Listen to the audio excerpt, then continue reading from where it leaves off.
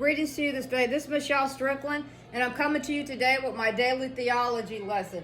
It's my daily meditation that I do for myself. I record it and I release it because maybe somebody else out there could get something out of it. You know, it just so happens I love God. You know, choose God this day. The bad guys, they sin. The good guys, we sin. We all sin. It's whom you serve, you know. It's whom you serve. You don't have to be perfect. No one is. No one. You know, but if you have some issues, come to God.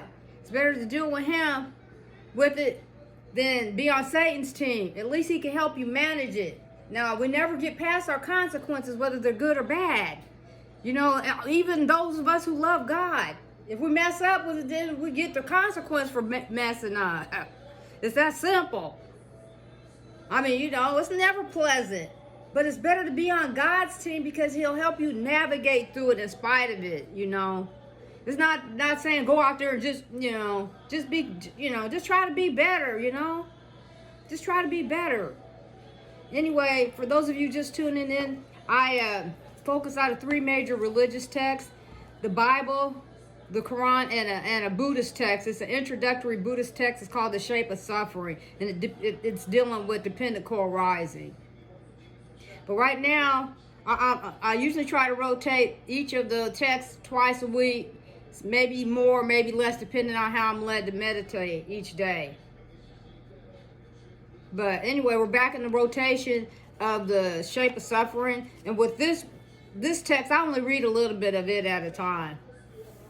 I don't try to read a whole lot because this has a lot. It deals with a lot.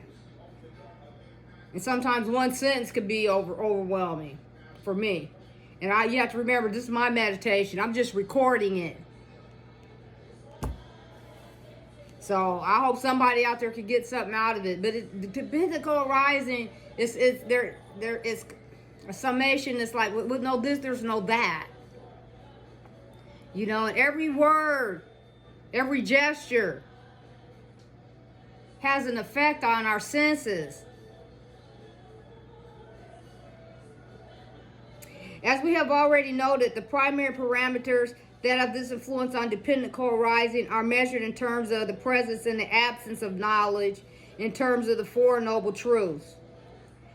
This is why ignorance of the Four Noble Truths is listed as the first factor in dependent co-arising. Not because this ignorance is an uncaused cause for the system, but because it is a factor that can be manipulated into a new set of parameter values that can cause the entire system to break down.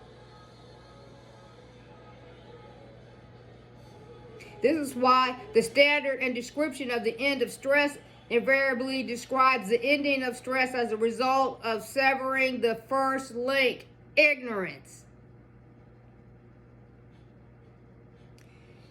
Only then do other conditions cease. I'm going to stop right there. That's enough for today.